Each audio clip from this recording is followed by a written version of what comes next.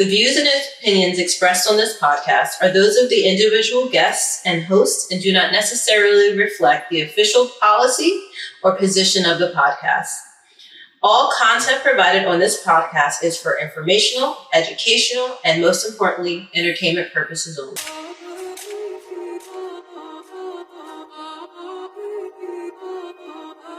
I will be a rock star. I will be a monster. Where it happened at? Live from Bedford-Stuyvesant, the livest.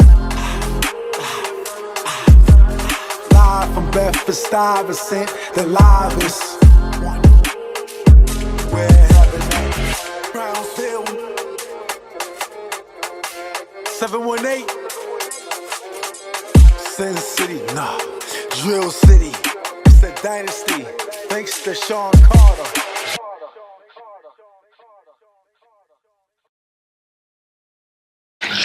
Welcome to Live from Bedford-Stuyvesant, the livest one, representing BK to the fullest and Harlem. Collaboration today. So it ain't a Brooklyn thing today. We got my man E-Money. Yep. Yeah, I'm sorry, introduce yourself. Yeah, I'm Eric Bough, founder of the Nowlins luxury brand. Here to talk about a lot of things. So I brought Eric on. I know Eric for a long time. Good guy, man. We just call him E-Money, man. And so he's always walking around Harlem, fly, right? The flyest guy around here. So we call him E-Money because the swag was heavy. This is way back in a long time ago. This is about like mob style time when Harlem was lit. This is Rich Porter era. Yeah. You know what I mean? So Eric, he was always a little bit older than us, man. And he was on 10 every time with the garments. We call him E-Money. Yeah. Yeah, I brought him on here today, particularly to get for you people to get an idea who he is, where he's from. Harlem, of course. I also want to diversify the boroughs, not make everybody think it's all about Brooklyn. It's about New York City in general. In fact, it's all about the world. But so, Eric, just a little bit about yourself and where you're from. Well, I'm from Convent Avenue in Harlem. 144th, 143rd. That's pretty much where you met me at. Yeah. Basically, I've been in Harlem my whole life. Ooh. My mother was from Harlem. We're talking about Malcolm X era. Ooh, roots is deep. She was brought up in the Great Depression. Like, damn, you going back. She was. So that's how I got that $1 million house I had over there. That brownstone I had, 3 floors. They had a beautiful brownstone back then, and the quality of residential homes over there was magnificent, especially even back at that time. What was it, like the 80s and 90s? Yeah. Yeah, so they had a 3-floor brownstone, man. Beautiful place, man. It's got to be like $10 million today. Oh, yeah. Definitely. So, yeah, you from Convent. So let's tell us a little more about your area. Well, from Harlem. Well, you have another nickname for it, Sugar Hill. Ooh, you ain't say Sugar Hill. Yeah, Sugar Hill. He took it there. All right. The numbers racket started there. My mother could tell you about Bumpy Johnson. She was that old. Honestly, be honest, I'm also an actor. If you look at The Godfather of Harlem, I'm actually in The Godfather of Harlem. I'm that guy. I'm in 2 scenes actually. I'm that guy I forgot the guy's name. The one that Bumpy Johnson Hitman. Some other TV series. Bumpy Johnson's Hitman come around. And I'm over there macking 2 females over there. I'm smoking. I got a cigarette by my head, you know what I mean, by my ear and all that. And actually, Forrest Whitaker, who plays Forrest, Bumpy Johnson, was on set with us and stuff like that. Very interesting man. Continue.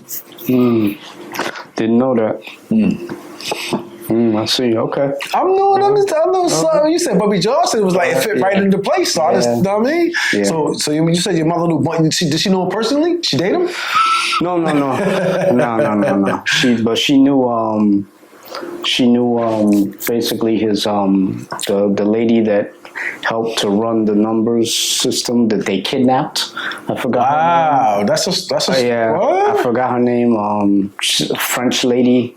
So did she disappear? Just kidnapping? Yeah, like she was. My mother can tell you the ins and outs. Oh, so she was abducted. Yeah, they kidnapped her to get her to turn over the system of the numbers because they didn't know how they were running numbers. Oh, she was that good. Yeah. So my mother was there. She's seen it all. She was there when it happened. Right. she was there when Bumpy Johnson came in, and what? She was there for all of it. She could tell you the ins and outs of all of the brownstones in Harlem. Wow! Without even going in, so, she could tell you floor for floor, how many rooms it has. I ain't gonna get too deep, man. She has some deep ties, man. That's how she got that brownstone, man. Because that's what people have brownstones in Harlem. Yeah. Okay. She was one of the first. Yeah. Right. That's something I never knew about that you just educated me on. Yeah. Okay. She was one of the first. All right. So she original Harlem Night. Yeah. Got you. So I mean, she came up from the South, but you know, we all came from the South technically. Yeah. You know what I'm saying? So yeah, bounced to Harlem and she met Bumpy Johnson. She married him. Okay, so what happened? I mean, I actually want to know a little bit more because this woman that got abducted, she got kidnapped or abducted. I mean, kidnapped is like you come back. Abducted is like you might not never come back. So what happened to this woman in front of your mothers? But they ended up. I think Bumpy Johnson. I don't know the story, but I think Bumpy Johnson ended up getting her free. They got her back. Right. And Bumpy Johnson, if you ever watched The Godfather of Harlem, I forgot what, I think it's on Netflix or something like that. He actually was a stand-up guy, man. He was actually a stand-up guy. Yeah. Because he had close ties to Malcolm X. Yeah. So he was definitely, he had a lot of morals. Yeah. So what happened? He got her back? Yeah, as far as I know.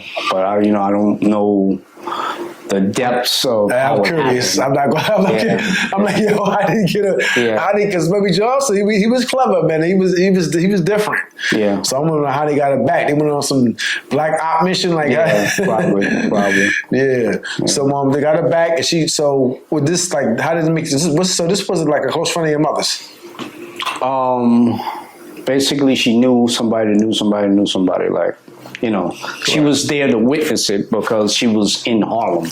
So they were since it turned into Sugar Hill, her era with the Bumpy Johnson thing, they were just getting the brownstones. So the brownstones were just coming up for blacks at the time. You had to be somebody to have a brownstones is like, that was different. Yeah. So another thing I want to ask you that I'm curious about, because I used to live in Harlem, you know what I mean, worldwide. What up? Gangsta and Gully.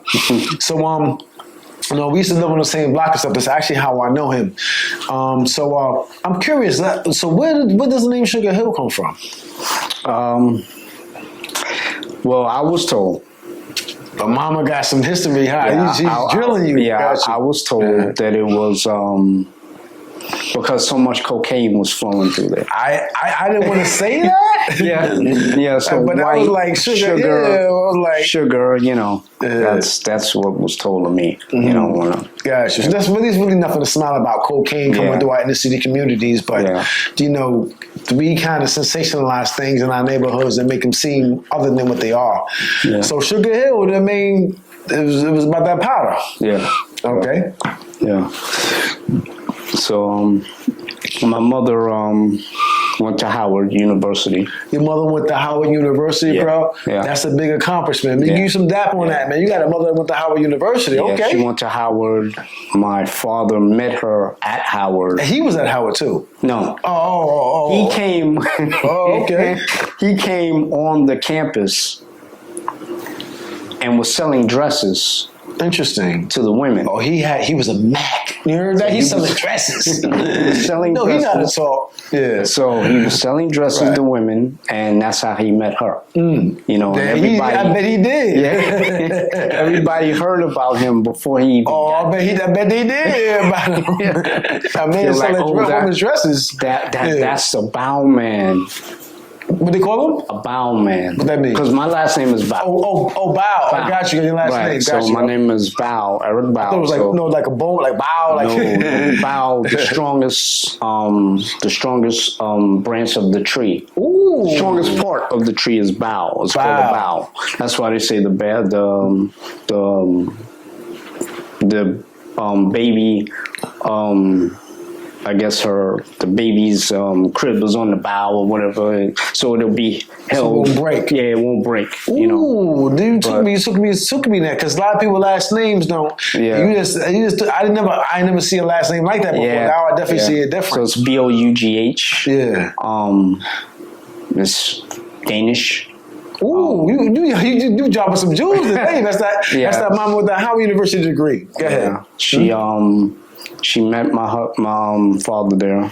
Got you. And he was trying to sell her a dress. I bet he was. That's how they met. Mm-hmm. And so forth and so on. She said, your memory's pretty good, man. Yeah. I kind of want to. I mean, I don't want to go into all the way to detail. So I kind of want to. How that exchange was like. Hey, how you doing? Because he had his last name had a reputation before he even stepped foot on their campus. All right, so enlighten me. I want to know about this. This is interesting.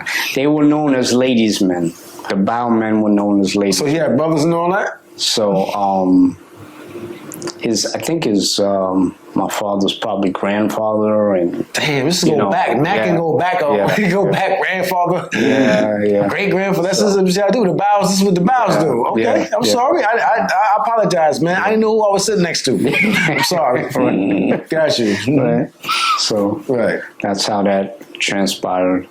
And that's how I got into fashion because he was trying to sell her a dress. So, and him trying to sell her a dress, he knew about fashion. So, yeah, I guess it was in my bloodstream. I see the connection. So you just taking me down memory lane right now. Give me a lot of history. I thought you just came out the blue. Just like I just wanted to design stuff. I didn't know it went back to your father selling dresses. Yeah. Okay. All right. So then my mother was the first foot model for Anne Klein. Your mother wasn't the first foot model. You serious? Yeah, because her feet were small. Ooh. See, they didn't want a woman with a big feet, like 10, I owe the respect to women. 10 inch feet. They're cute. The little feet. 10 big 10s. They didn't want women with big 10s. They wanted a small foot, and she had a small foot. Got you. Because my mother was, small. Right. So your mother was a foot model for Anne Klein. Yeah. This is before Anne. This must have been when Anne Klein was off the boat. This is a minute ago. Because Anne Klein is somebody now. Yeah, this was while ago. So your mother probably needed to hit Anne Klein up like, yo, I need some dividends or something. Right. Really interesting. So your mother her feet game must have been crazy, man. Yeah. Because that's a big thing right now. People like seeing feet. That's a fetish we all know. It is though. I mean, seriously. Yeah. So your mom's. I'm kind of curious how she got that job, but I'm curious and I'm not. I'm surprised because first of all, your mama knew Bumpy Johnson. The Bumpy Johnson, she knew. I mean, so she was connected to him. Yeah. And then she met the most suave guy. I mean, probably in the five. But what does she mean about? This is the South. Well, I'm gonna shock you. Okay. My father was from Brooklyn. Ooh. I don't know what BK to the fullest. I don't know boy, that mad game is everywhere, man. I don't know what part. Wait a minute. So you right there. So it is a BK and Harlem collab today. Your father from Brooklyn? I didn't know that, boy. Yeah, but when he came to Harlem, he just stayed. See, he never left. I want to say something right now. I know this guy for a long time. I ain't never know all this, man. So I'm happy that I'm sitting down. I'm feeling the energy right now. The father from Brooklyn. Did he mack his mom's? Oh, tell me more, man. Tell me more. Yeah. And he never went back. He never went back to Brooklyn. Got you. He was from he used to move and shake it. Brooklyn dudes, we don't stay in Brooklyn. Yeah, anywhere. I think he grew up in a group home. Gotcha. I think he I know that. I know how it feels. Yeah, I think my father grew up in a group home. Father kicked him out. And so be it. So now we go into the history of your father. A little brief history about him. Like what was his journey? What was his journey like? As far as I know, he was very hands-on. Like he sold dresses, but he hustled. He did flooring. He did this. He did that. Because remember, this was back in the This days. is the work. This is when men was working, like this breaking was their when- back, then they're dying. Yeah. Back then, because I mean, in this era, a lot of people had died young because they worked themselves to death. Yeah. This was a journey for him. Gotcha. So he my mother was the first to have a Lincoln Continental. Yo, listen. You know the suicide doors? I would, You know suicide doors? Your mom She was the first one to have that car. I ain't never know all this about in your mama, man. Harlem on that block. She had the #1 plate in the neighborhood and a Lincoln Continental, and she knew Bumpy Johnson. Yeah, because she didn't like Cadillacs, because She said that was all the pimps were driving Cadillacs. Got you. And she didn't. It wasn't classy. My mother was always classy. She wanted a Lincoln I agree. Navigator. Yeah. You should see that brownstone. I used to walk in it, man. Bigger chairs than this. Yeah.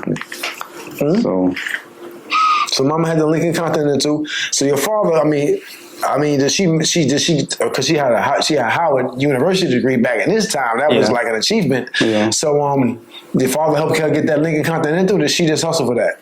Yeah, she hustled for it because This is independent woman is that 101 right here. my mother also played the numbers. Oh, got you. So that was a thing then. It was a different time, man. That was a thing. And that was you. if you couldn't pay your rent then during my mother's time. Smart. You know what they did? They threw rent parties. Like how we throw house parties, they threw rent parties in order to pay their rent. I mean, it ain't the same thing. We do a house party just to have fun. They doing a party to make some money. Like, you can't pay your rent today? Okay. You know, Mr. Johnson, you can't pay your rent? Okay. You know, we're going to throw a rent party. Let's stop there for a second because that's very important to note. Because nowadays, and not even in my era, we had house parties just for leisure fun. Right. But you got people back in this time that do rent parties. Yeah. Like somebody had an issue, they couldn't afford their rent. We're going to get together, we're going to figure out how we can help you pay that. Right. So that you're not on the street, out on the street with your kids. Right. That is so very relevant, man. Like we don't even have that kind of community nowadays. Yeah. And to be honest with you, I've never heard of a rent party. Yeah. That was something she did. Have you? I don't think you have either. Yeah. I was going to say, if you can explain that for the audience, because I think that's really relevant. You kind of go into what a rent party is. Yeah, so they would basically get together and throw a party and have food, cook food. Yeah, I mean, because everybody cook back food. then cooked. You know, there was no microwave. You like cook food. There was no microwave back then, so everybody cooked food. That's a good note. There was no microwave. There was no microwave back then. They had them big. They had them big. Yeah, they had big diesel ladies. pots, man. They had big ladies back then. So if you know, they had them kettle pots back then. Yeah, I heard those ladies were big and tough back then. They were tough ladies back then. Got you. They were throwing cops downstairs. Got you. Yeah, got you. You know, those cops would come. Your mother's a small woman. I wonder how she's she got small, around. but the women back then were tough. Okay. You know, they were tough. So tell me more about your father again. I kind of want to go back on him a little bit because he's from Brooklyn. I want to know a little bit more about him. All I know is that, from what I was told, he was thrown out. Mm-hmm. Group home. Or he left. Right. They didn't get along. Him and his dad didn't get along. Gotcha. His mother was Danish. Got you. That's where the name Bough comes from. I'm about to say, yeah, got you. His mother was Danish. My great-grandfather went back to Virgin Islands. Okay.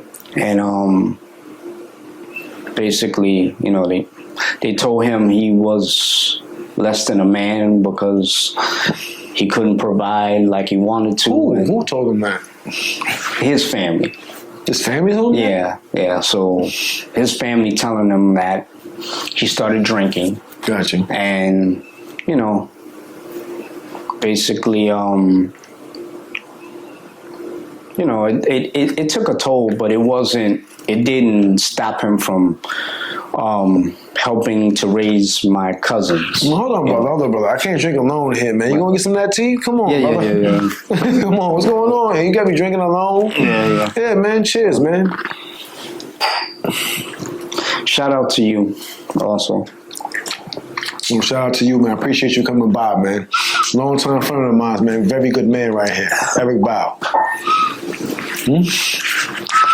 Okay, so grandfather, they said they told grandfather he was less than a man, which is like, like I could because somebody you gotta look at it like this. Right. My mother had a brownstone. She had income coming in. Right. She had a whole lot of money Mama was a from. hustler. I love it. She had a whole lot of money from the numbers game. Numbers game.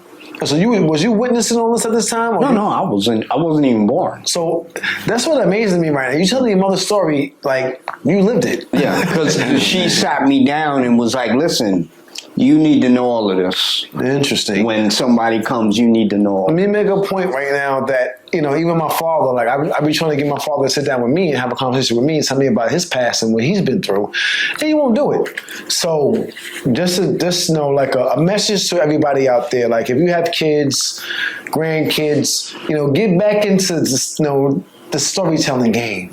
Like back in the days, people used to take people to a campfire and stuff like that. Sit down with some hot cocoa before we had social media and all these distractions, and tell your story so that when you pass away, guys like Eric Bough that's telling stories about his mother, they can get on YouTube and tell people about who his mother was, who his father was, and stuff like that.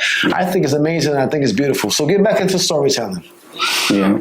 And I tried to get her to sit down and do like a interview. Yeah. But she got sick, so it never happened. Never happened. That must have been hard to deal with, but we're going to go back and go into that a little bit more, definitely. Yeah. But I'm gonna say one quick thing is that this is why she told you her story, right? Because now you telling it. Yeah. So continue. I want to hear more. Yeah.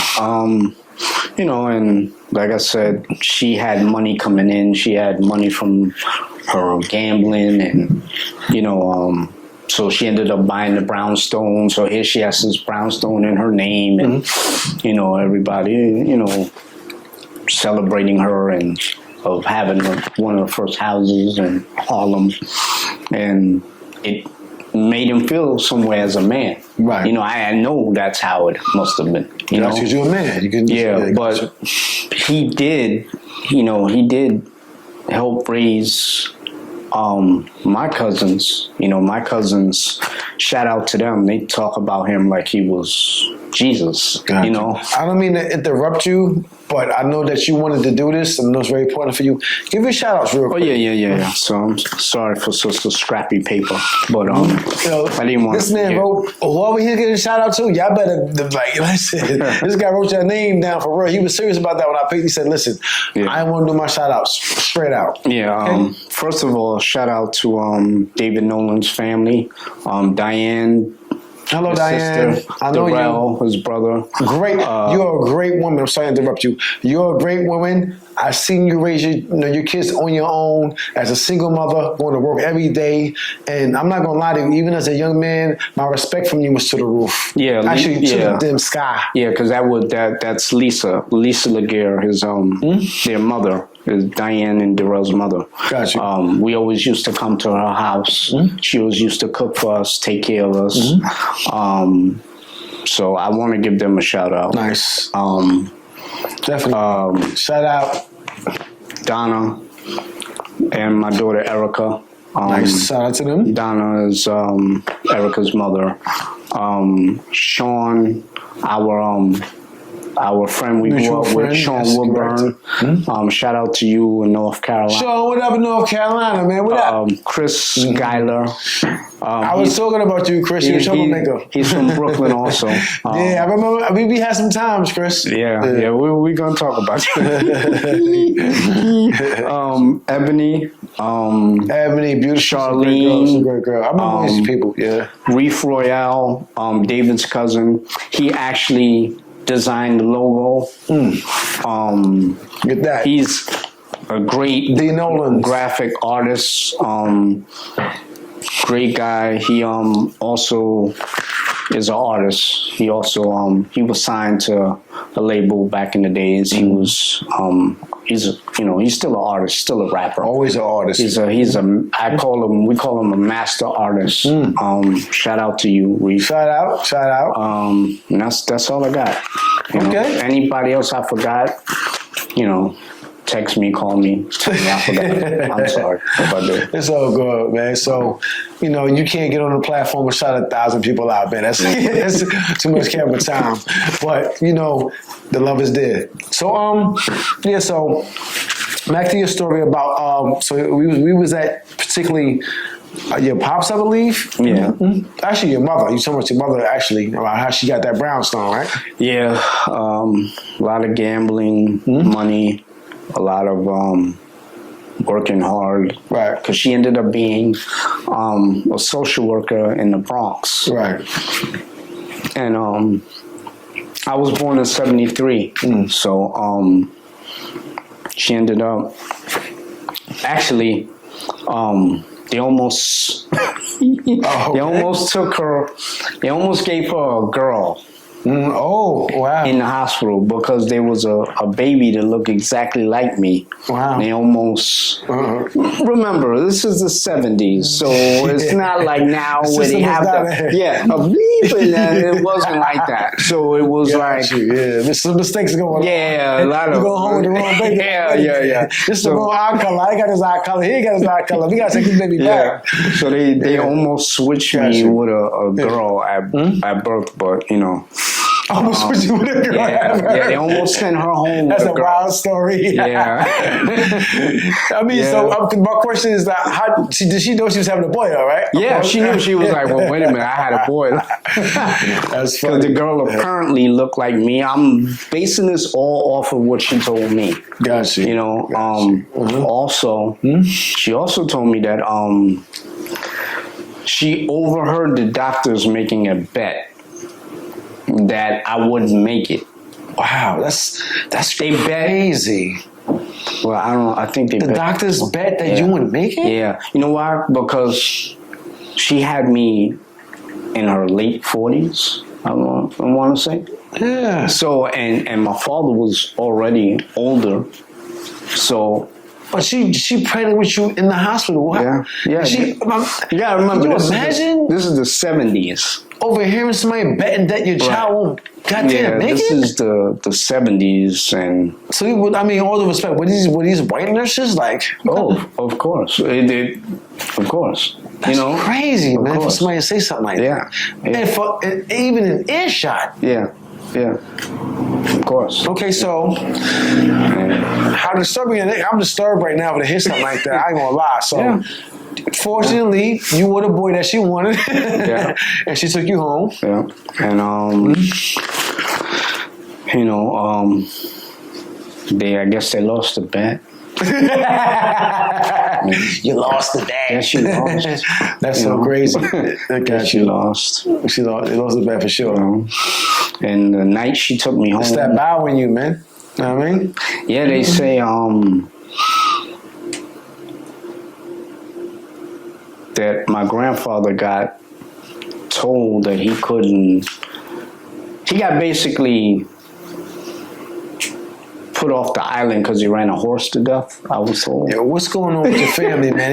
Everybody try to tell him, go somewhere, do this and do that. Yeah. So you said, who was it? Grandfather? Was the grandfather that said they told me was less than a man? Yeah. And so who's this individual talking about killing that horse? Yeah, he ran a horse to death. Who was this again? Like my grandfather. Like it's the same guy. Yeah, same guy. Okay. Same guy that told his own son, "You're less than a man." Because you gotta understand, it was that manly man thing. Wait a minute. So they told him he was less than a man, your grandfather, and then he told your father. So who? I'm confused. No, my grandfather told my father that he was less than a man. Yeah, but you told me somebody else told, I think your grandfather, I forget who it was, and they went away to another island. No. My grandfather told his son, which is my father, right, you're less than a man because look at what your wife accomplished. Well, hold on, we got to go back because you did mention somebody telling somebody about, then they went away to the islands that they were less than a man. You You remember that? No. So basically, I don't know if it's your grandfather, but you mentioned that before this comment. That's why I'm saying. Right. Well, basically, if I said that, I was mistaken. Oh, got you. Okay.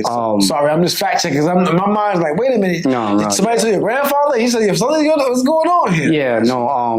My grandfather ended up going back to the Virgin Islands. So nobody ever told him he was less than a man? No. Oh, okay, he told his own son that. Just your father knows. Yeah, he told his own son that. So that made him feel away. And of course, back in those days, it was, you're a man, you're supposed to provide and do this and do that. That's crazy. So back then, you had no excuses. How was your wife providing and you're not?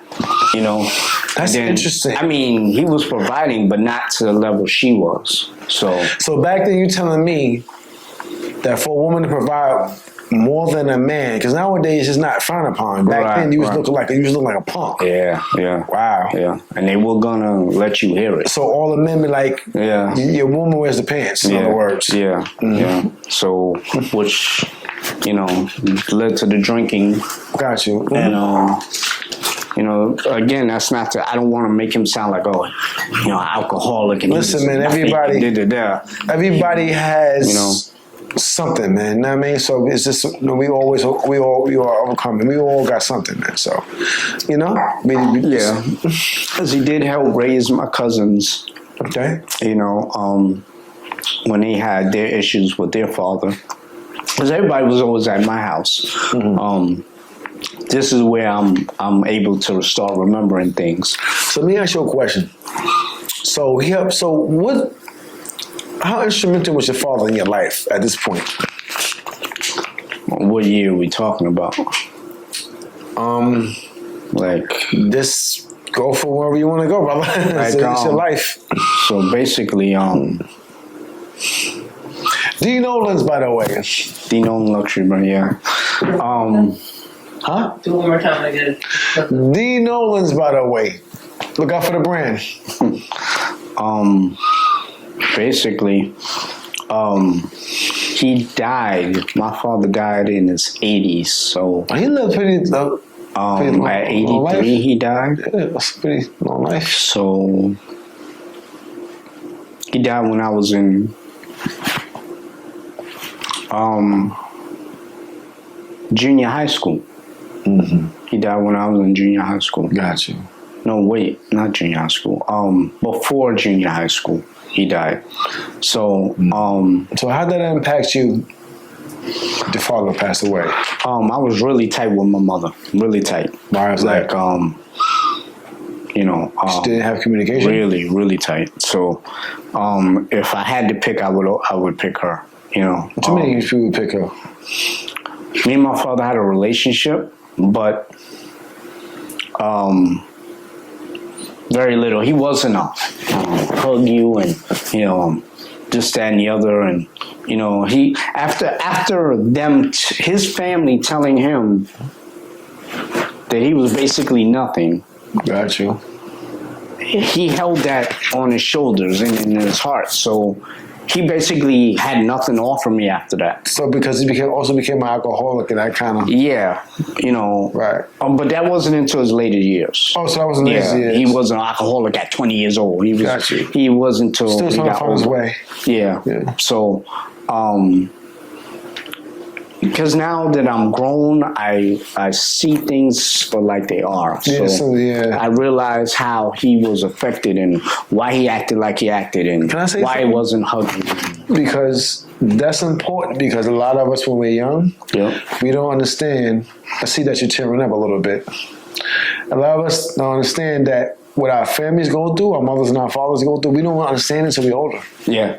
Now I can look back on it and I understand. Well, that's why he wasn't, hugging. And, my mother was always hugging me. So let me ask you a question. How did you feel about? Because my mother's very tough. Like, don't be hugging no man. So how did you feel like you wanted a hug from your father? Yeah, and I wanted more advice. You know, I wanted more advice, more things that he could have told me. I didn't get that much information from him, you know? So men back then, real quick, tend to be very closed. Yeah. You know, that was like, especially back then. Yeah. They were very closed. They really didn't express themselves like that. So that's kind of understandable. Me looking back now and knowing that, you know, the kind of men that they were at that time. Yeah. So you wanted him to be more open towards you and possibly, you know, show you some, so you love like a father's supposed to with a son, right? Yeah. But your mother did that. Yeah. Yeah. So the reason I know everything I know is because of my mother.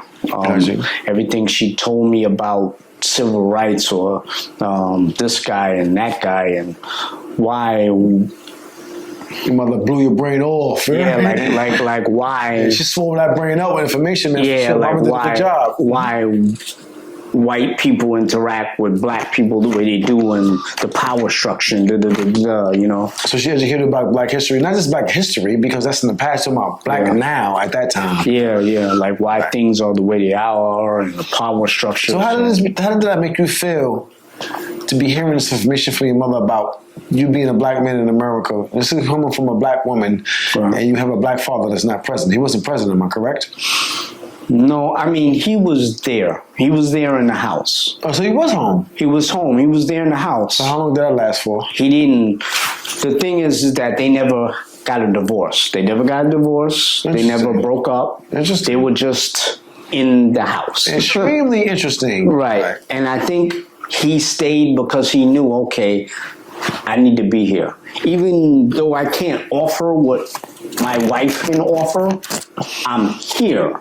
And that's extremely important. So you saying that your father was in the household with your mother, and they were, I don't know, how would you put it? What kind of relationship did they have? Basically, he just a roomie? From what I saw, no disrespect, like I know. Right. Yeah. From what I saw, he just basically was like, you know, I don't have anything to offer, you know, so I'll just let you take lead. I mean, you know, saying that he had nothing to offer, I'm pretty sure. I think that's how he felt. Oh, so you say he wasn't talkative? Yeah. He lived in a household, so he had to do something in the household. Yeah, like you know, he would play Frank Sinatra records. He would play music. Oh, blue eyes, huh? Yeah, he would play music. He would play blues. He would play, you know, some black artists. But, you know, I can't remember him telling me a lot of information as opposed to my mother. Very my mother valid. Just information. She drilled you. So very valid question to have because it sounds like your father is just like a ghost in the house almost. I mean, I don't know how to interpret that because as the years went on. Yeah. You know, as the years went on. So did he have his own, like a man cave back then? Like how did things go? If you want to say, because Brownstone was 3 stories. The one that you guys were living in the one that I seen. Yeah, it was like three. Which is a humongous place. Oh my God. Yeah. 1, 2, 3. The first floor is like, it's like 2 floors. Right. Yeah. You remember it. Yeah. So it was like 3. And he would basically stay in his area, you know. Interesting. And I realized that all is because of how he was feeling. Did that scare you or intimidate you as a son? Like, how did you feel? Like, no, I just as long as Daddy was there and I could see him, I was good. Oh, you was good with that. You know, I was good. You know, did he say good morning at least? I mean, how was how did? Yeah, I would speak. You know, we play and so you did interact. Yeah, we would interact, but it wasn't like how my mother would be like, well, listen, let me tell you about when Bumpy Johnson came and blah blah blah, and 1940, and it wasn't that. It was, hey, how you doing? You know, how you doing? How was your day? Okay, I'm going back to where I'm going. So let me ask you a question, which is very valid. You know, I'm not into the relationship game. This is not what this podcast is about. I'm not into attacking the black man or the black female, the black woman or the black man. No way. This is not what this podcast is about. So, how do you feel about you having a black man in your home and a black woman in your home? You having a mother and a father present. how do you feel about the impact that either what impact you think was more important? Apparently your mother was, but you preferably would have wanted your father to be more involved. Am I correct? Right. Right. But what I'm saying is that I understand why. Now as I'm a grown man, But then I understand that he felt like, okay, if I say this, I'm wrong. If I do that, I'm wrong. If I do that, I'm wrong. I'm wrong. to who though? Who he felt like he had to? He felt like he had accountability to who? Who he had accountability to? Why he say he felt like he's wrong? Who? His wife, my mother.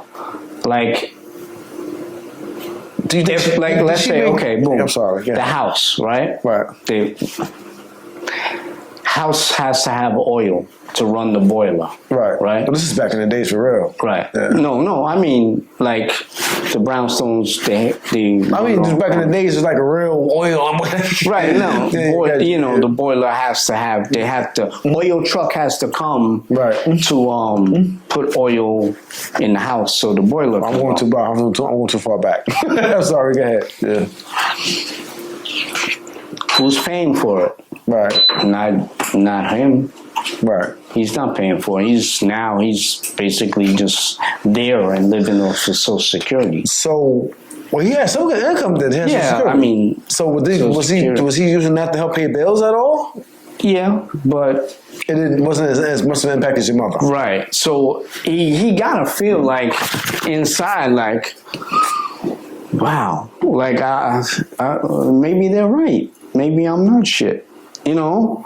Maybe. No profanity. I'm sorry. You know, maybe I'm nothing. Maybe they're right. You know, as a man, you're gonna start feeling like that. Well, maybe I'm nothing. You So know, you're saying maybe they're right. Maybe he's right? maybe he's Even crap. though she's not saying it. She's not saying that. That's what I was getting to. Yeah, she's not saying that. It's accountability, because you're making it seem that he was accountable to somebody, so she never made him feel less than a man. No. So definitely but clarify in his that. mind, Yeah, so in his mind, he was like, so I crazy. can't provide. So what use am I? Got you. You know, I mean, I provided, but now I'm old. So what can I do? Like I can back up what his mother is saying and give him information, and what she says, I know I was there when it happened, Gotcha. but what more can I give him? Well, that's a very important, and As a boy, what more can I give him? that's a very important area for us to note that the black woman did not tear down the black man. Okay, so that's what I wanted to get to clarify. Especially in those days, she she didn't know how to fix whatever he was going through, how he felt. But I think the worst thing that happened was for them to tell him that they basically, his family, we're talking about his family in the Virgin Islands. Gotcha. Basically told him that she's more of a Bough than you are. Wow. But wait a minute, she's not saying this though. No. His family said it. So I'd have been running around slapping people. He's talking to him. You know, I think he held on to that like, wow. You know, so he went. So in other words, your father was gravely depressed, man. It sounds like he was living in an area of a huge depression. Yeah, now that I'm older, I see it. He wasn't happy at all, man. For what it was, you know. I know. Just because it was somebody was how other people viewed him, right? The things that they said to him. Yeah, his own family, like from the Virgin Islands. I'm not saying his family. They're not even in America, but right. I'm not saying his family from. How did they find out what was going on? He was telling them his business. I mean, well, my mother would come back in a nice outfit. No, I mean from the Virgin Islands. How would they know this information? Well, she would come back. She would come on vacation. Like I think my mother. Oh, they would go to the Virgin Islands. Yeah, my mother would visit the Virgin Islands, St. Croix. Gotcha. By the way. Maybe on vacation twice. And y'all would all be together. So my mother would come. Yeah, we would all be together. My mother would come, and my mother would fly be to death. Yeah, and be like, oh, I heard you got a house, and and and he had nothing to really say. I'm a social worker, and and she's not trying to, but that's just her. she's just talking, and then they're like, well, so what are you doing, Max? Yeah. Because my father's name was Max. Gotcha. Well, what are you doing? Right. Crickets. Right. You know, crickets. Like, well, So let me ask you a question. I mean, I kind of don't want to go too deep into this. Like I said, I'm listening. This podcast is not about relationships, but how do you think your mother could have helped your father? From what I know now, as you know, having a daughter and everything now, she could have, you know, stopped it. Like as soon as that was said, she could have been like, okay, boom, that's devastating. Let me help him with his purpose. You know, that's his son. We're a family. Let me help him with his purpose. Let me help him find something that gives him purpose. That's deep. You know, Yeah, that's deep. you know, Purpose is very important to a person. Yeah. Definitely. Like I like what you said. Purpose is a good yeah, word. like, well, Yeah. that's his son. Let me, you know, let me. So when he comes to me, like, oh, mommy, no, go talk to your father. Have him help you do so and so. So your father passed away, right? Yeah, passed away at 83. Okay. So And so how was this? I mean, so this is like was this more recent? this was when I was in junior high school. Oh, okay. So, well, before junior high school. Yeah, before junior high school. Probably, I want to say that summer before I started junior high school. He passed away, died of a brain aneurysm. That's stress, bro. You know, yeah, and it didn't hit me till I was older. You know, me and him, you know, when I was in junior high school, when I started junior, because my mother took me out of those schools where they were like semi-private schools. Yeah. She took me out of those and just was like, yeah, okay, you know what? You need to know what it's really like out there. So I'm gonna put you in junior high school in East Harlem. So East Harlem, you're gonna learn what they go through, Gotcha. their struggles, you know, and you're gonna really appreciate what type of life you have, you know. So is this when you was E-Money at this time, man? Coming to school with all Yeah, the black because clothes? the thing was Yeah. in junior high school was the reason that they didn't bully me and the reason they didn't mess with me was because, I mean, I got picked on when I first got there, Right. because I was new. Right. But the reason they didn't hone in on me was because I was always dressed to the nines. Like I had drug dealer clothes. Yeah, I'm not gonna lie, but this guy calling me money. I thought he was doing something on the side. So they naturally assumed, okay, he's selling some type of legal drugs. And you was pristine, boy. So we not gonna even mess with him because he's getting money, you know. So that's what actually kept me from being a victim. He never sold a rock. Yeah. Because they were like, well, if he got this and that and the other, and the dudes in my junior high school were actually selling hard. They were like, and we don't even have that, and he got it. He's selling something. He's a distributor or something. You know, like you know, I'm learning this as I was. Yeah, I'm learning this as I was older. Like. I had to look like why and do my research, like why were they not picking? And I was like, oh, that's why. You know, he used to come out with sneakers like, hey, Dave, dude, you definitely was a fly dude, but he definitely was on his Harlem stuff for real, Harlem fly. Yeah. So did you meet? So you had of course we're here, specifically talk about Dave. Did you meet David in junior high school? So this is how I met David. I would always go up 144th. I had to get my mother's groceries. So I would always go at 144th to get to what she wanted. She wanted Rio Nitty on ice. I don't know if you ever heard of that. She wanted certain this, certain that, and she's old now. She's in her 70s. So she died around the same age as my father. Okay. So she's now in her 60s, late 70s. So I have to go do the errands and this, that, and the other.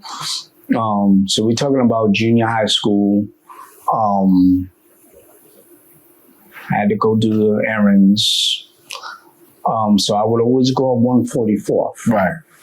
David lived on 143rd. Okay. Is this the same area he was always living at? Like, yeah, 310 Convent Avenue. Got you. That's why I met him. I didn't know him when he was in the Bronx. So I can't. Oh, so he was in the Bronx before he came? Yeah, he was in the, from what his mother told me, Lisa, that they used to live in the Bronx. Got you.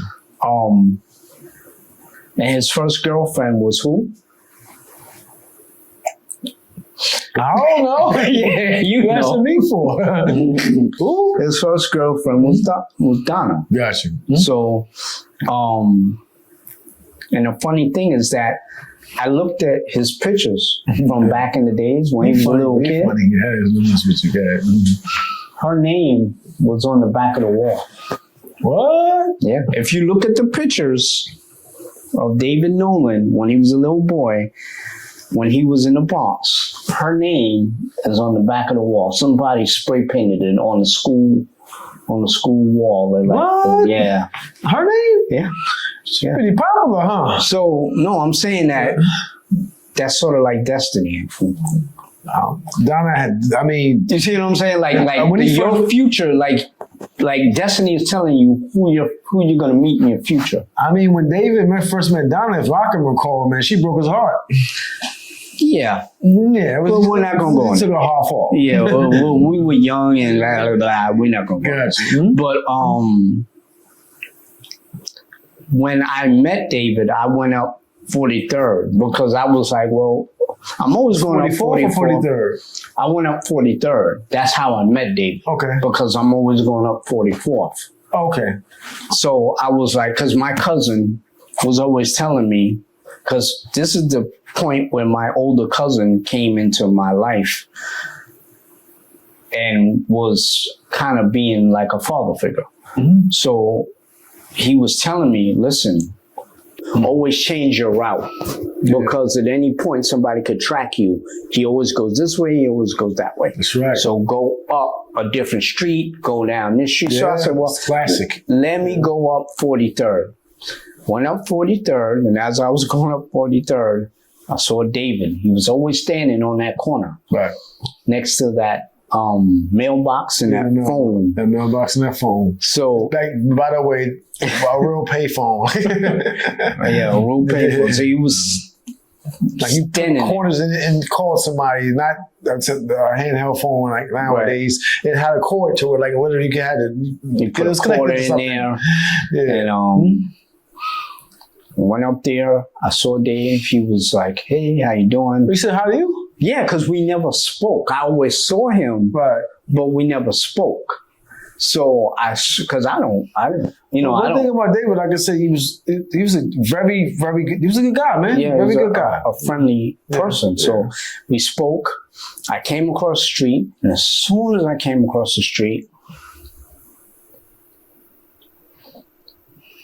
I saw somebody else, a guy named Timmy, which was his friend that he introduced me to. Right. At the time, an interaction happened. I think a drug addict came. I think he snatched somebody's chain, and they beat him down. To who? Timmy and David? No, some other guys that knew Timmy, but Timmy didn't get involved. The guys beat him down or whatever. Right. So that was like my drama for the day, and that's how I met David. And after that, we got close, and I ended up. He ended up coming. he ended up coming to my house and meeting my mother. Yeah. I mean, initially, but and then I always you guys together, man. Yeah, then I ended up going. And David was like a big giant Goliath, and you was like a little. Samson. He was like what 6 foot. Yeah, he had a football. Yeah, game. like 200 and some pounds. Yeah. So you was like right next to him. Yeah. very, very stark comparison. Go ahead, I'm sorry. So when he went to his house, he took me to introduce me to his mother, and that's why I met his sister. His sister and his brother were small, running around, and you know, and she, like a mama bear, started cooking for us. That's what she was called, though, right? Yeah, Mama Bear? You called her Mama Bear, right? Yeah, you know, Lisa. I kind of remember that. Mama Bear, because she cooked for everybody. Right. You know, a very pleasant woman. Like I'm saying this again, this is the beginning of the podcast. Very pleasant woman, a hardworking woman. Yeah. Very respectful. Yeah. She wore glasses. Yeah. She's a nurse. She's still a nurse. Always dressed respectful of herself. Spoke respectful of herself. Yeah. Prided herself on the very good woman. I respect her highly. Mm-hmm. Yeah, she fed all of us. Anytime we come to her house, she fed us. Nice woman too. She fed me. She lives in Atlanta now. And she instantly took a liking to me, and he brought me to his house, and me and David instantly clicked. Yeah, that was the thing. Me and him instantly clicked. You guys are always together, man. Yeah, always. We instantly clicked. His grandmother, Bough, shout out to her. May she rest in peace. Rest in peace, Grandma. She wasn't sure about me. Why you say that? Because if you would see me, right? I have sleepy eyes. Oh, you got those. I have no natural sleepy eyes. I can't see your eyes. Yeah, I get it. So to her, it was like, he's high. Oh, he's on drugs. Yeah, you. No, don't tell me anything. Well, she would say that directly? Yeah, he's on drugs. and David would be like, no, he's not. I swear he's not. Nah, you don't smoke. I'll never see you smoke weed. Yeah, he don't smoke. I'm telling you, he's not. And Boo would be like, no, I don't want to hear that. He's high. Don't tell me that boy ain't high. And then she would tell Lisa, and Lisa would be like, are you high? And I'm like, no, I don't, that's just the way he looks. So after a while of coming around, and she would see me, and she knew she could trust me, and I wasn't, because I never came in there on some rah-rah. I never came in there on some, the cops are chasing me, and there was never any bad things that was said about me. So never. I don't never know anybody say anything bad about you. So she was like, Boopa was like, okay. And she grew to like me and trust me. In the beginning, it was no, he's on drugs. But after a while, it was, okay, I love him. But understand that Boopa was from the same era my mother was from. Got you. So she was, okay, you know Della Reese? No, I don't. In Harlem Nights? Now you talking about Harlem Nights. You shoot on my piggy toe. Della Reese. Right. That's the one talking about. Right, yeah. Her character, she was Boopa. What? Her character was Boopa. That was Boopa. Because I mean, that was Della Reese in Harlem Nights. She beat the crap out of Eddie Murphy. Like I said, that was Boopa, right. And that was like from my mother's era, right. Where my mother was like they were throwing cops down flights of stairs. You said it already, yeah. You know what I'm saying? So she was from that era. Boopa was from the same era my mother was from. Got you. So she was like tough. Got you. Boopa was tough. So David's grandmother was tough. So you're Eric. But David, because David was a different kind of guy. He was like a gentle giant. Right. So do you feel like any of him from Boopa rubbed off on him? Like, do you feel like that had some of his personality? No, I think that because she was tough on David. Tough how? you better go to school. You better be doing the right thing. You're not going to be out here doing what these dudes is doing. I came from that era when they were real gangsters. Right. You know. And he wasn't like that at all. Yeah. So I came from that era where they were real gangsters and, you know, and pimps and drug dealers. So you ain't going to be doing that. And, you know, between her and Lisa, they raised him right. So tell me a little bit more about David. I know David from what my perspective, but you know him a little bit more on, you know, interpersonal level. So tell me a little bit more about him, who he was. So he grew up in the Bronx with his mother. From what I know. He was always a genuine person. Like there wasn't a foul intent in his spirit. He wasn't like, you know, even though he came from all of this madness around him, he wasn't like, okay, you know, I'm gonna have a project mentality where my thing is I'm gonna rob and steal and kill till I get what I want. He didn't have that mentality. Yeah. You know, where he easily could have, you know, but he didn't. And so Eric, what happened to David? Okay, so basically David was told. Okay, so basically, David had a young daughter. I think she was around 2,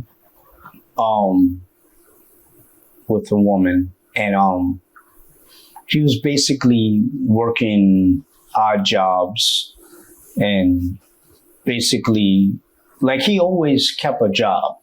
If he didn't keep a job, he did what he had to do.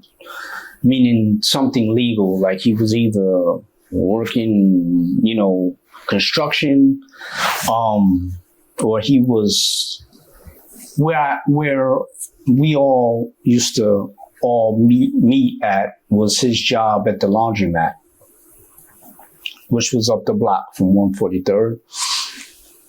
So that was his main job, one of his main jobs, but after that, he was just, you know, he was working. He wasn't out here doing what other people were doing to make money. That was illegal. So, basically, he was lied to because you gotta understand that me and him looked up to the older guys in the neighborhood. Yeah. So he was told by one of the older guys in the neighborhood, listen, come with me. Gonna help me move some furniture, and you know, so you can make some extra money. I'll pay you. And he was driven out to Queens, and basically the guy didn't tell him what his real intent was.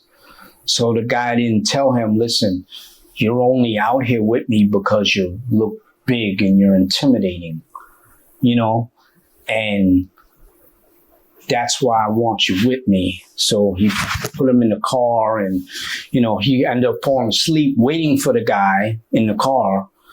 And the guy was actually doing a drug deal and not telling Dave the real situation. So this is all what was told to me.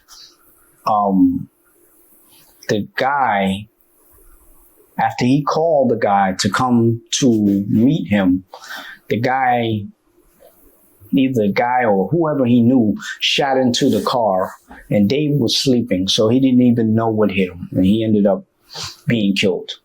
And to this day, we still don't know who did it. We do know, you know, from the newspaper clipping that it was in Queens. From what we know, I think what was recently told to me is that it was in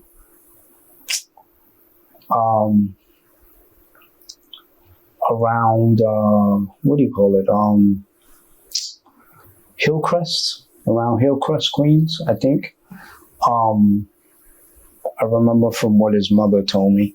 But yeah, he ended up dying. And it was devastating because everything was happening at once. Mm. I think your situation happened.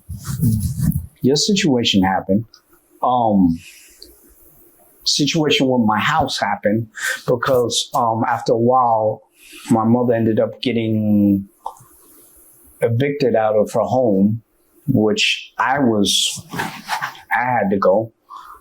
So I'm facing eviction, your situation, David's gone. So that's 3 situations from somebody that's 23, 22,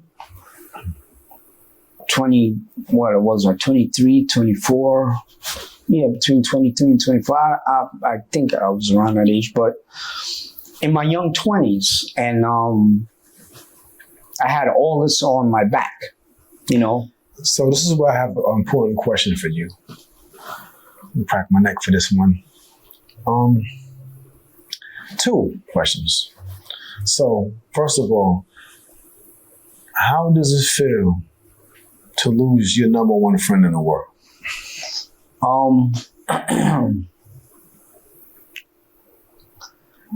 So at the time I'm young. I'm in my 20s.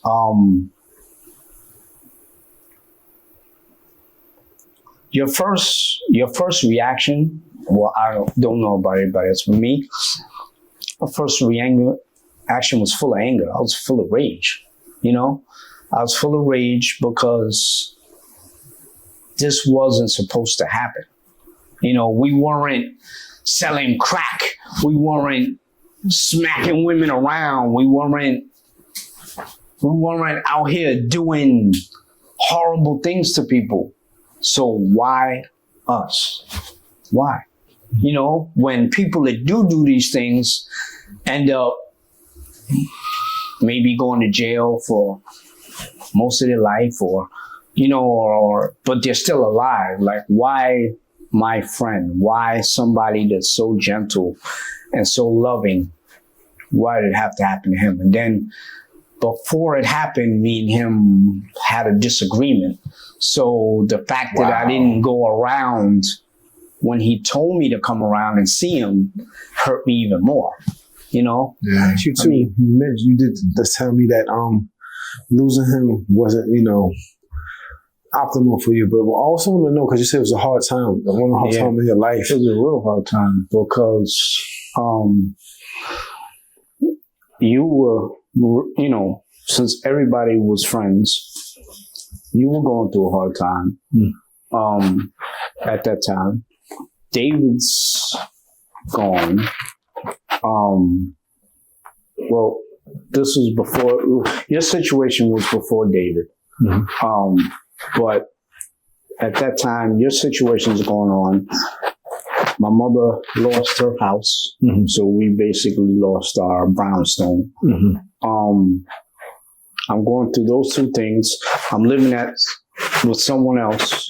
We had to move in with someone else. That was drama because who we moved in with wasn't the guy who was a friend of my father's. Mm-hmm. So that's why we were able to move in there. But his wife was not on board. Like, she was, you know, very angry toward us. So I had to deal with that, mm-hmm. and deal with not being in my home. And then I'm dealing with because I'm a fixer by nature. I'm a fixer. So if my friends have problems, I want to fix them as best I can. I want to fix them. So in trying to fix them, I don't know how to fix your problem because I never experienced it. You know, what you were going through, I never experienced it. So I'm also trying to fix my situation. And save my mother's sanity in her going through what she's going through. And, you know, I one of the things I wanted to do is apologize to you because I wasn't able to handle what you were going through. I wasn't equipped mentally. I was too young. I was also going through what I was going through. And as a young guy, if I have to pick between my friends and my mother, I gotta save my mother first. You know, I had to save her sanity, help her how she's gonna get through losing her house and we losing our home. And then, you know, I felt bad as I got older because I really, here's somebody that also needed my help. You were writing me for help, like writing me, like, listen, you know, write me back. And I wasn't able to deal with that. My mental wasn't equipped to deal with that, you know, and I want to apologize to you. And, I'm sorry. I couldn't handle what you were going through and what my mother was going through and us losing the house. And then later on, here comes Dave is gone. By that time, we were in a apartment.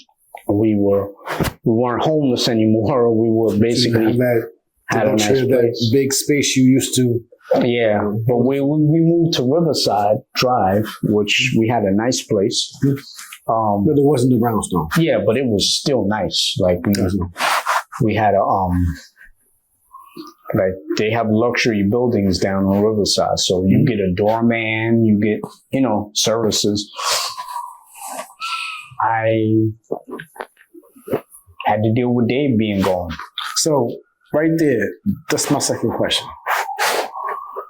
So with the loss of your friend, emotionally, because I know it affected you, did you ever felt like you wanted to join him? Oh yeah. Yeah.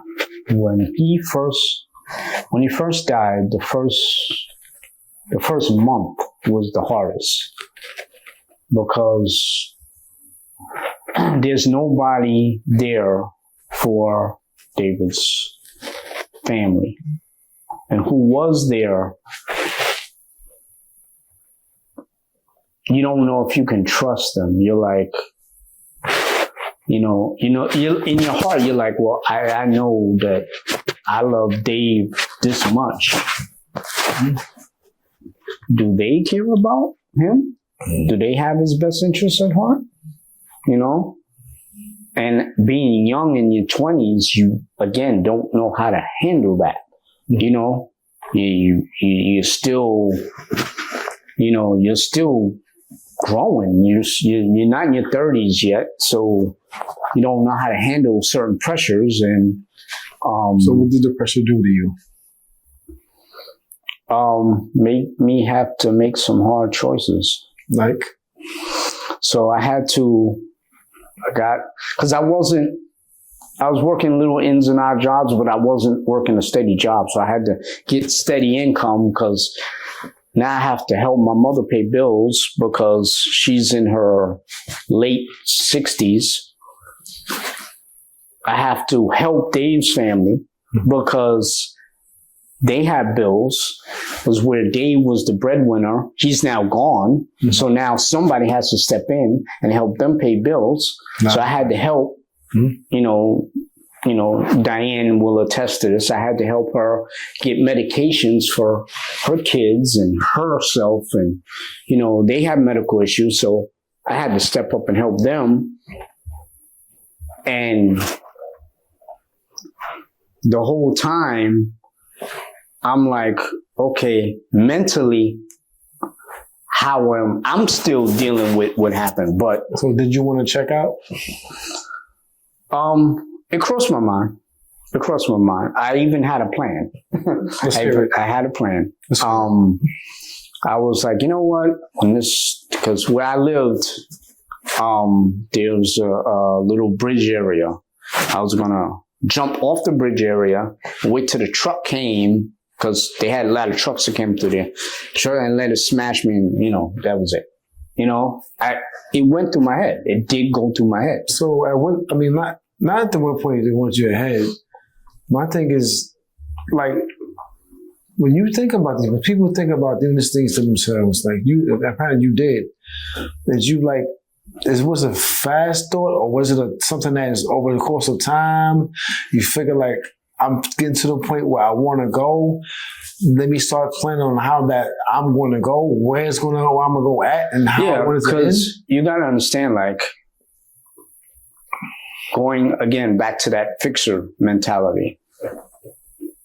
I have to, my mind, I'm like, I have to help Dave's family. How am I going to help him?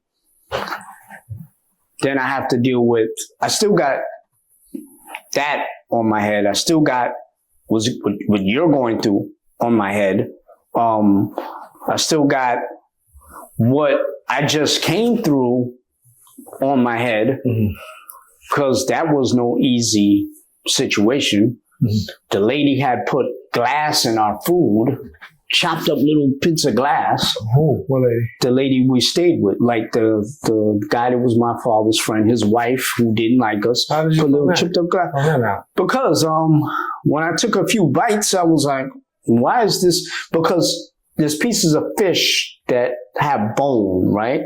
And the bone is real hard, but it's not sharp.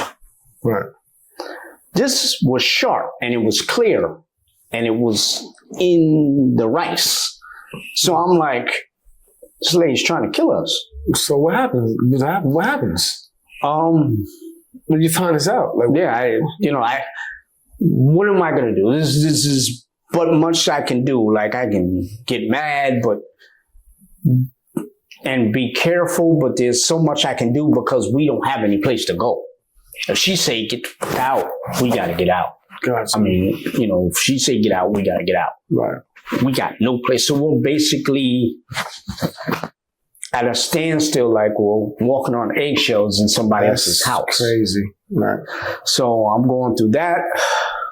I'm still, that's still in my mind. I'm still dealing with that. It's trauma. It's trauma. So you're basically dealing with trauma, and then on top of another trauma.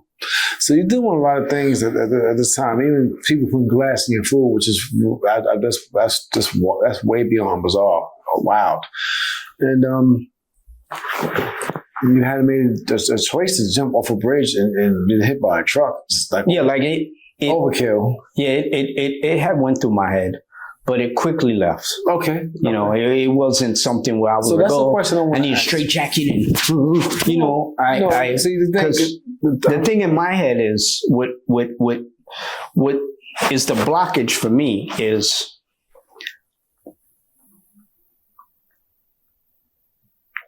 certain people would love to see it happen. Love to see it happen. Love to see it happen. I'm not gonna name names, but there's certain people that would have loved for me to do that. So this is what I wanted, because we have so many people that this happens to. Suicide is a huge thing. Right. What made you, to my audience, so for people, other people that are out there, and they may come across a situation where they feel like they have had enough and the pressure's too much. What made you say, you said it was a quick and fleeting thought, but what made you, in your mind, say, I'm not doing it? Because I'm not going to give you the satisfaction. You got to have the ego, like, I'm not going to give A, B, C, and D the satisfaction. Even if it means I got to live through trauma. I'm not going to give you the satisfaction because at my gravesite, you're going to be throwing a party. And I'm not going to give you the satisfaction. Your ego has to come into play like, no. Because afterwards, this person's going to be partying. That person's going to make the move they always wanted to move because I'm not here. Because when David died, there were certain people that were like, oh, that's my man, Lakeith, man. I love him and blah, blah, blah. As soon as he passed, there were dudes that were making moves on his sister. They were getting ready. They were planning moves on his sister. You know, I even overheard one of them. You know, these were people that was, oh, he's my friend and he's the greatest person in the world. Soon as he wasn't even warm in the grave. They were like, ooh, his sister. No one's there to protect her, so I'm on her. You know, you give these people the straight lane and the satisfaction when you let your trauma take control of you to where you can't get out of it. There's people, you know, I want to tell people that if you're thinking about doing that, understand there's people waiting for you. There's enemies. There's enemies, even though you might not see them. There are enemies waiting for you to do this so that they can take full advantage of your family, your loved ones, and you're not there to protect them. And they're waiting. They're waiting. They're licking their lips. They're waiting. And that is what stopped. That's what I was getting to. I was about to say that just now. So, you know, you sticking around helped a whole lot. Yeah. You know, so you served your purpose. Right. You know, as your father was looking for in his life, he was looking for a purpose. Right. And you're serving a purpose now here on this podcast, Live from Bedford-Stuyvesant. Right. So you created a brand for David. Right. So what is the name of that brand? Because in my head, it was, how are you going to get the world to realize how special he was? Right. You know, how can you display that? So my mind was, I'm going to make a clothing brand with his name. So everybody that is wearing his brand, someone is going to see the name and somebody is going to ask questions. Somebody's going to want to know who this brand is. What is it about? Right. And as soon as they see the name, his name's alive. I know that's a person. So this is the brand. Right. David Nolan Luxury Brand. So his last name was Nolan. His first name was David. When they see it, they know, okay, this was someone that mattered, that was here on this earth, you know, because other than that, he's just a memory. Never. You know, it's not just a memory. He's a landmark. Because we have people like you. When I find out you created this clothing line on behalf of your friend, which is, I mean, can't remember the last time I heard anybody creating a clothing line on behalf of their friend with his name on it, right. And it's not their own name. Right. So I was, you know, like my hat tipped off to you automatically. My respect went up to the roof, and this is why I have you here, sitting down. Mm-hmm. And I see you have a jacket on. Mm-hmm. You have a sweater on. Yep. And you dip me up. I got the brand on. I don't just wear this because he gave it to me for me to wear. I wear it because I highly respected David. Very mature. When I was growing up, he was the man of his household. His mother would work and he would take care of them kids. He would pick his, remember he's going to get his son, he's going to get his brother from school every day. Brother and his sister, every day. Yeah. And he'd bring them home, make sure they eat, make sure they're fed. Yeah. He was a grown man even at that age. Yeah. So I used to see that and I respected him highly. Mm-hmm. And he always had a mature demeanor about himself. He spoke to everybody respectful. I hardly ever heard him use profanity. Great guy. And we're here in the memory of him today, the Nowlins. So where can we find this clothing brand? You can go to thenolanluxurybrand.com. I still got a few more items I need to add and change on the website, but that's basically what it is. You know, we want to finally probably take it to another level where we create a center. We are right now. Yeah. My ultimate goal is to create some type of center where mothers and families of sons and daughters that were killed just by gun violence can have some place to go. Like as soon as it happens, you get in contact with us or we get in contact with you and we try to help you with services. Body, you know, it's just like, it's another dead black guy. You know, it's another dead guy. So But, there's nobody to here, come right here. Let me try to help. And, like I said, the people that said they would help, a lot of them didn't. And a lot of them ran, big tough guys, 6'2", 250 pounds, full of muscles. They ran. They ran. You know who stayed? The 5'4" guy, 100 and some pounds. That's who stayed. That's who stayed. Like some parting words, I guess, from Eric. Some